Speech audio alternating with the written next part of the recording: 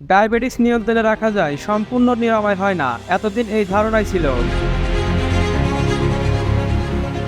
রক্তে শর্করা বেড়ে গেলে রোগীর অবস্থা বুঝে খাওয়ার ওষুধ বা ইনসুলিনই দিতেন চিকিৎসকরা।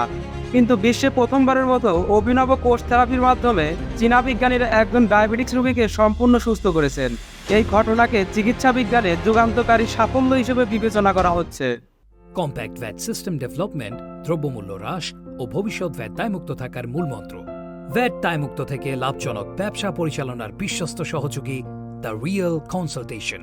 স্বচ্ছ ভ্যাট আইনে দক্ষ ন্যায্য ভ্যাট প্রদানে। চিকিৎসকদের দাবি, ডায়াবেটিস নির্মূল হওয়ার বছর দুয়েক ধরে কোনো ইনসুলিন বা ওষুধ খেতে হয়নি রোগীকে। শুধু তাই নয়, তার রক্তে শর্করার মাত্রাও বিন্দুমাত্র ওঠানামা করেনি।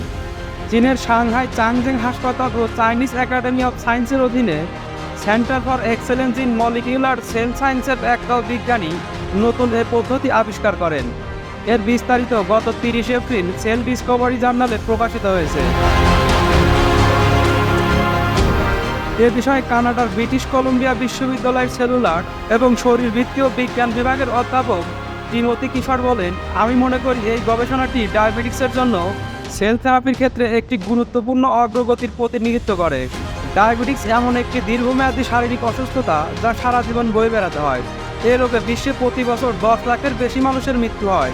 শরীর যখন রক্তের সব গ্লুকোজ ভাঙতে ব্যর্থ হয়, তখনই ডায়াবেটিক্স হয়। এই রোগ জটিল অবস্থায় পৌঁছালে মানুষের হার্ট অ্যাটাক, স্ট্রোক পর্যন্ত হতে পারে। এছাড়া ডায়াবেটিক্সের কারণে মানুষ অন্ধ হয়ে যেতে পারে এবং বিকল হয়ে যেতে পারে কিডনিও। নতুন এই গবেষণায় বলা হচ্ছে, ওষুধ এবং ইনসুলিন ছাড়াই টাইপ 2 ডায়াবেটিক্স থেকে চিরতরে মুক্তি পাওয়া সম্ভব। যদিও এটি নিয়ে আরও বিস্তার গবেষণার প্রয়োজন।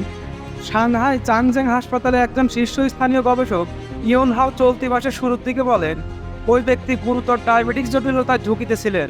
অধ্যাপক টিমোথি কিফারের মতে, এই কোষ থেরাপি পদ্ধতি বৃহত্তর গবেষণায় কার্যকর প্রমাণিত হলে এটি রোগীদের দীর্ঘস্থায়ী ওষুধের বোঝা থেকে মুক্ত করতে পারে।